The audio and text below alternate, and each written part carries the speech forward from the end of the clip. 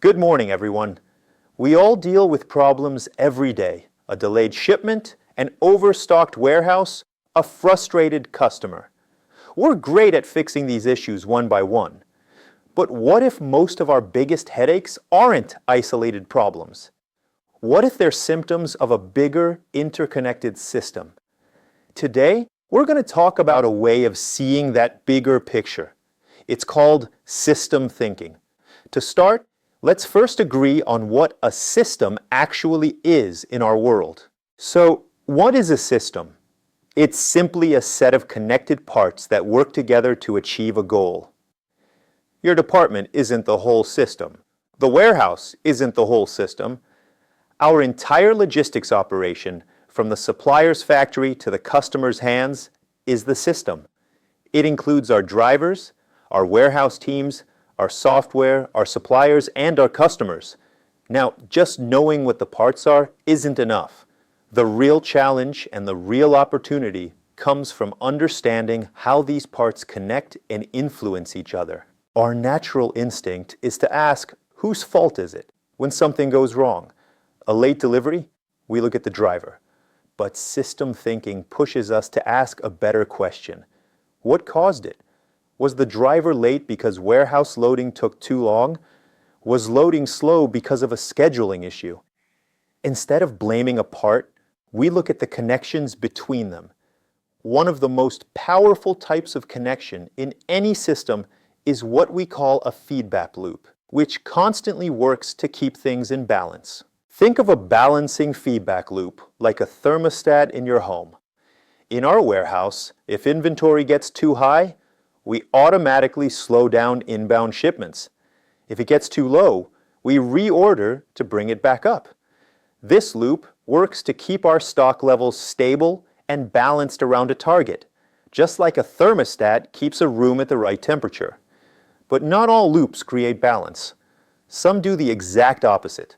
They create a snowball effect that just keeps growing. This is called a reinforcing feedback loop. Think of it as a growth cycle. For example, we invest in better technology and routes, which leads to faster, more reliable deliveries. This makes our customers happier, so they give us more orders. With more business and profit, we can invest in even better technology, which makes our deliveries even faster. This loop creates positive momentum. However, this same snowball effect can also work against us, creating vicious cycles that are incredibly difficult to stop. The bullwhip effect is a classic logistics nightmare. It starts small. A customer slightly reduces their order by 10%. The retailer sees this and overreacts, cutting their order from you by 20% to be safe. You see that big drop and panic, cutting your order from the factory by 40%. A tiny change at one end of the chain creates a massive, costly disruption at the other. One of the main reasons this happens is because of the time lags that are built into our system. Every system has delays. You decide to order more stock today, but it won't actually arrive for weeks. The trap is that we often make new decisions before seeing the results of our old ones. We see that stock is low and place a huge order. Then, we place another one next week because it's still low. Suddenly, both orders arrive at once and our warehouse is overflowing. Delays can cause us to overcorrect and create the very problems we're trying to solve. And it's not just delays inside our company we have to worry about. It's also the things happening outside our walls. We often think our system ends at our company's doors. But does it? A traffic jam on the highway is part of our delivery system. A strike at the port is part of our supply chain system. Fuel prices are part of our system. If we draw our system boundary too narrowly, we become blind to the external factors that have a huge impact on our performance. When all these parts, both inside and outside our company, work together, something really interesting happens. This is a fascinating idea called emergence. You can have the best trucks, the most advanced warehouse, and the most skilled drivers, but that doesn't automatically guarantee reliable on-time delivery. Reliability isn't a property of any single part. It emerges only when all the parts work together seamlessly. Your team's great reputation is an emergent property. It comes from the interaction, not just the individuals. So, if the magic is in the interaction, how do we make big improvements without replacing all the parts? We look for leverage points. In any system, there are leverage points, small, well-focused actions that can produce huge, lasting improvements. We might think the only solution to high costs is to cut salaries or buy cheaper trucks.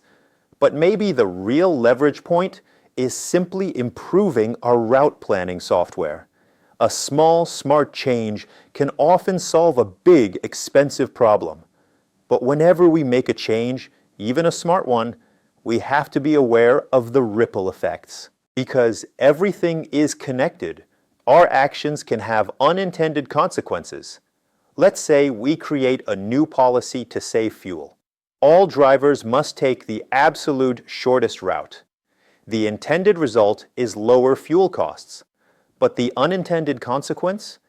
Those routes go through congested city centers, leading to massive delays, angry customers, and higher driver overtime pay.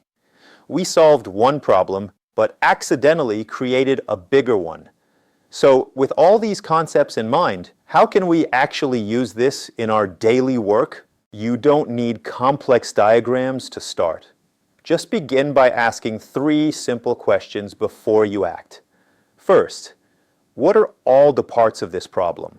Not just the obvious one in front of me. Second, how do they connect and influence each other? And third, what are the possible unintended consequences of the solution I'm about to try? These 3 questions alone can help you avoid countless headaches. Let's do a quick recap of everything we've covered. To summarize, system thinking is about making the invisible connections visible.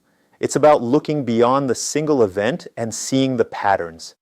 Finding the feedback loops that are either helping you grow or keeping you stuck.